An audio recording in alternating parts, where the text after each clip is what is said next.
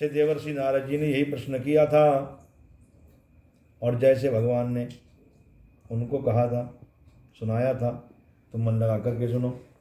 एक बार योगी राज नारद अनेकानेक लोकों में भ्रमण करते हुए इस मृत्युलोक में आए। यहाँ करके देखते हैं कि प्रत्येक जीव अपने अपने कर्मों के द्वारा दुखी है। मन में सोचा कि न उपाय न, ऐसा कौन सा उपाय करूं, दुख नाश हो भवे ध्रुव, जिससे इनके दुखों का नाश हो। ऐसा मन में विचार कर भगवान विष्णु के लोक को गए। बोले इसका नाम है वैकुंठ। वहाँ जा करके देखते भगवान शंख चक्र गदा और पद्म धारण किए, भगवान के गले में सुंदर माला। नारद जी ने भगवान की स्तुति की। आपको मंत्र तथा वाणी प्राप्त नहीं कर सकती। आपका आदि मध्य अंतर निर्गुण स्वरूप होते हुए अनंत गुण सृष्टि के आदिभूत भक्तों के दुगुण नष्ट करने वाले हो, आपको मेरा प्रणाम है। नारद जी की विनती सुनकर भगवान विष्णु को सुन दिया।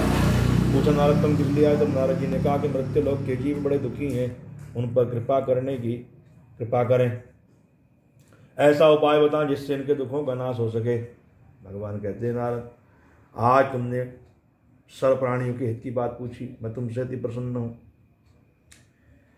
और मैं तुमको आज ऐसा उपाय बतलाऊंगा जो मैंने ब्रह्मलोक में, शिवलोक में, वैकुंठ में बोले किसी को नहीं बताया, परम गोपनीय रहस्य है। आज तुम्हारे प्रेम के कारण मैं उसको बतलाता हूँ। वो सत्यनारायण का व्रत है, इसको करने से मनुष्य को शीघ्र ही शुभ फल की प्राप्ति होगी। 3 प्रश्न भगवान से कर दिए नारद जी ने। किम फलम, बोले इसका फल क्या है, किम विधानम, इसकी विधि क्या और किस दिन करना चाहिए। भगवान कहते हैं दुख शोक आदि को शांत करने वाला, संतान को देने वाला, सौभाग्य को देने वाला, सब स्थानों पर विजय कराने वाला। किसी भी दिन भक्ति श्रद्धा से इस व्रत को करना चाहिए। केले का फल, शक्कर, घी, दूध, दही सहित सवा प्रसाद भगवान को अर्पण करे। तुलसी दल भगवान को चढ़ाए।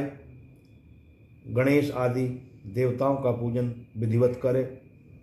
कलश का स्थापन कर पूजन कर। धूप दीप आदि कुमकुम आदि से भगवान का अर्चन करे। फल पुष्प आदि भगवान को भेंट करे। इस प्रकार मोक्षदायिनी भगवान की कथा का श्रवण करे। भगवान की लीलाओं का रात्रि में जागरण गीत आदि के द्वारा स्वागत करे। गौ कन्या ब्राह्मण आदि को भोजन का दान करे।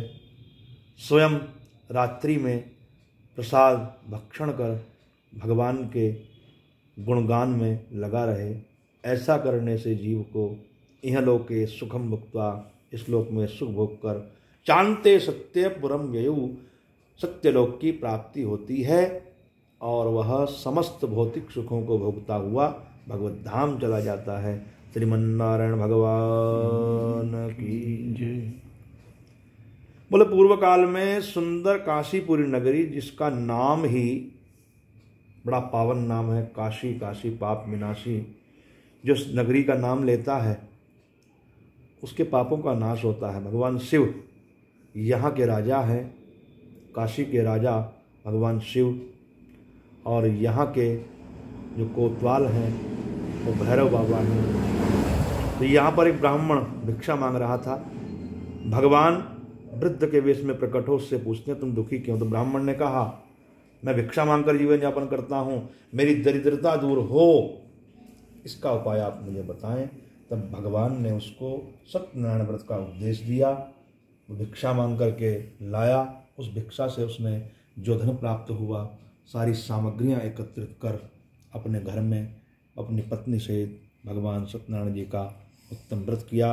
व्रत करने के प्रभाव से उसके घर में धन पुत्र आदि सब हो गए। मासी मासी व्रतम कृत्वा, हर महीने भगवान के व्रत को करने लगा।